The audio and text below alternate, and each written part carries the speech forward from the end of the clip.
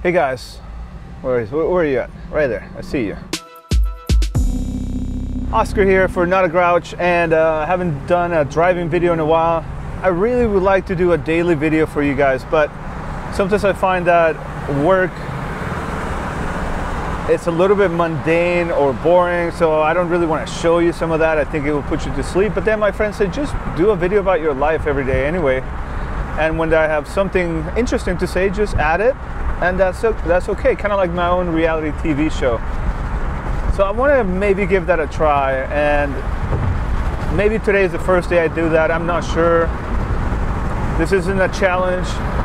This isn't the 90-day video challenge or a 100-day video challenge. But I do want to tell you about something exciting that I'm doing tonight. I worked it out with my wife that she would watch the kids and I could go out with my friends for a little bit. And we're gonna go try a new food place. I have a feeling that that was really loud because of my wind noise. So even though I have the little windscreen, I'm gonna roll my windows up. So I'm going to a place called the Recess Room. And the Recess Room is co-owned by Victor Nguyen, or Nguyen. I always have problems saying that name because in my mind I see the last name, and in Spanish you pronounce every letter of the word with some very rare exceptions. So when I see the name of the word, I first want to pronounce it in Spanish, then English, but that last name is pronounced completely different than it's spelled, which is confusing and frustrating. But anyway, him and another person co-owned the place, and it just so happens that he was also in my sister's wedding as a best man. Not as a best man, as a groomsman. So very, very interesting how the world kind of works. So anyway, I'm going there because of this. That's right. I'm gonna go eat a half a pig's head with my buddy John. And I know a lot of you are gonna be turned off by the notion of that, just because we're not used to, in the United States, we're not used to seeing the faces or the heads of the stuff that we eat, right? When you go to the store, you see the packaged meat on a nice little saran wrap package with the steaks ready to put on the grill. The chicken is ready, quartered and ready to cook. And a lot of people don't even know how to cook. So they buy everything at the restaurant, or they eat out all the time, or they just buy pre-made food, which is terrible because pre-made food is just junk.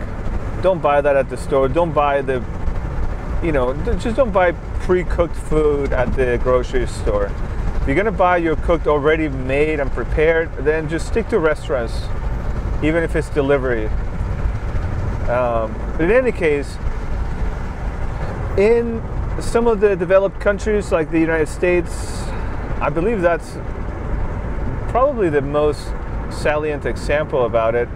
People are detached from where their food comes from, and they really don't know. And of course, you know that the cow and the steak that you're eating comes from a cow that had a face and everything, but you don't really get to see that. But in most other countries, you actually get to eat every part of the animal. It's not only a necessity because it's a resource that can't go to waste, but it's also something that's traditional to the area and people like to eat it. In Mexico, if you go to some of the traditional taco stands, for example, you're gonna see like 12 items in the menu and only one will be steak. Maybe you'll see steak, pork, and chicken, but the rest are not gonna be what you know. They're gonna be the parts of the beef that you normally would not eat, that you would definitely not see at the store here. So things like the cheek, things like the testicles, the tongue, eyeballs, brains. And I gotta admit, a lot of that stuff is really good. I've tried it all, from the weird stuff. I like tongue, and that's about it. They have what's called cabeza in Mexico, which is kind of like the head. And I'm not really sure what part of the head they cook. But today I'm going to this place where it's kind of a American cafe, so it's mostly American influenced food, but it has some Asian influence. And I believe the pig's head comes from the Philippines as a tradition. So this should be interesting. Apparently it takes about an hour to cook, but they brine it for, I don't know, all day the day prior in the seasoning and the spices and stuff like that. And then when they bring it out to the table, it's fried, deep fried, and then you eat it like other traditional Vietnamese dishes where you put a little bit of lettuce, some veggies, and then a piece of the meat, and then you can dip it on sauce. Similar to how you would eat a spring roll. I'm looking forward to it. It's not something I would eat every time or all the time. I don't necessarily know or think that I would go back to it on a regular basis, but it's definitely something I want to try. And I encourage you to explore your food. Explore the food around you, because there are places in the world where they eat every single piece of the animal, and I think we've become accustomed to this detached view of our food. And there's also the whole movement of being vegetarian or vegan.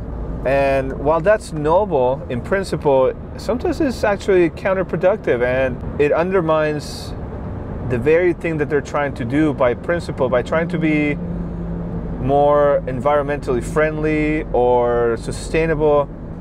Some of the vegetarian diets or vegan diets cause more damage than animal diets. So think about that for a moment. But I'm not here to judge either way. I love vegetarian food, I love vegan food, and I love meat as well. I've tried being vegetarian for some time. Vegan is a little bit too hard for me because it's just extremely difficult. It's not just something that you can do on a whim. You can't just overnight become vegan. It's just impossible. Anybody that you want to leave a comment and tell me otherwise, go ahead. But there's no way that anybody like me that has been an omnivore for 30 plus years can become vegan overnight. There's too much planning, too much logistics to become 100% vegan. And like I said, sometimes it's bad for the environment.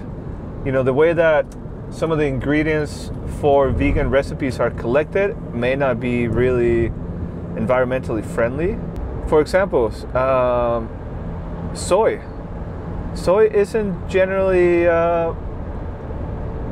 produced in an environmentally or sustainable manner. So I know soy is a big part of vegan and vegetarian diets, but you have to think about what is the environment impact when you're consuming soy. And of course you can go into everything that is, you know, certified sustainable and fair companies, fair trade and all that. But it takes a lot of planning and a lot of logistics. Like I said, you know, I have 3 other people in my family that have their own food preferences, not to mention the nutritional requirements. I know that a lot of vegetables or legumes and other non-animal products can replace all the protein, for example. But there's other parts of our nutritional system or nutritional requirements that can't be replaced, and then so you have to take supplements. So that's an added cost on top of the high cost of food to make sure that it is organic and sustainable and fair.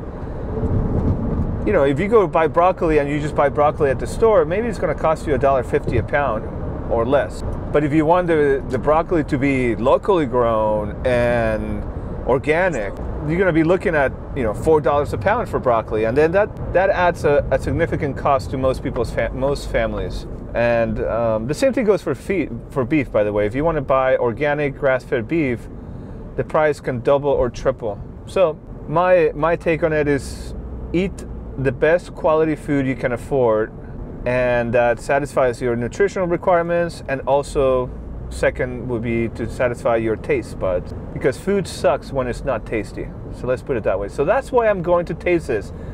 I want to taste what this. It looks amazing in the video. You know, aside from the fact that some people say, oh, I don't want to see the face of the food I'm eating. Well, that's okay, that's on you. I grew up, you know, I've dispatched chickens, goats, 1 cow.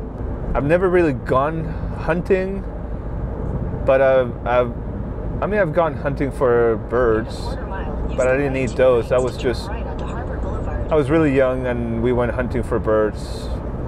Kind of stupid things kids do, you know, pellet gun kind of thing. But I have worked on a farm before. So that doesn't gross me out, doesn't freak me out. Although I think that I have become a little soft over time, and maybe I'm gonna have a slight reaction. We'll see. That's where I'm going. Yesterday I got another opportunity to go to a brand new restaurant. It hasn't even opened to the public, called Playa Mesa, and I believe I have a video about that, so go check it out. It was really good. It's Mexican food, sort of reinvented by my friend. He's the executive chef, Mr. Roland Rubalcaba. He comes from another amazing restaurant, Taco Maria, which I reviewed, I don't know, a couple years ago on my blog, and I had a great time. Thank you guys for hosting us. The food was delicious, and for you guys watching, please go check it out. The video should be up online, and if you are in Orange County area, I recommend you go check it out. Playa Mesa is on 17th Street in Costa Mesa, just bordered with Newport Beach. Lanes to turn right onto Harbor Boulevard. I was supposed to turn right, not left, but I'm talking, so I messed up. Hopefully I can make a U-turn. I was supposed to turn right. Okay, now it says to continue on Harbor Boulevard. I'm gonna have to stop the video. Okay, not bad. I'm still just 10 minutes away from the place. It only added 1 more minute when I made the wrong turn. Because I spent so much time talking about this stuff, I'm not gonna show you my experience tonight on this video. I will have a separate video just for that. But I do wanna ask you, how do you feel about, you know, animal consumption? Tell me what you think about it. I know there's issues with production. I know there's issues with the farming. I know there's all kinds of issues that are way too nuanced to be discussed in a 10-minute video, but I would love to hear your take on it. So drop down your thoughts in the comment, and let me know how you think about it. Even if you don't like what I'm doing, I would love to hear about it. Anyway, I'll be getting to my destination in just a few minutes, and I'm not entirely familiar with this area, so I'm gonna drop the video for now. Thanks for watching, guys. Don't forget to like and subscribe to the channel. YouTube just recently re-enabled my monetization option, so I'll be making like $30 from YouTube. Maybe, I don't know. I was making like $25 to $30 from YouTube before they kill my monetization options. Hopefully it works and I go back to that, and I intend to hopefully make a little more. So I'll talk to you guys later.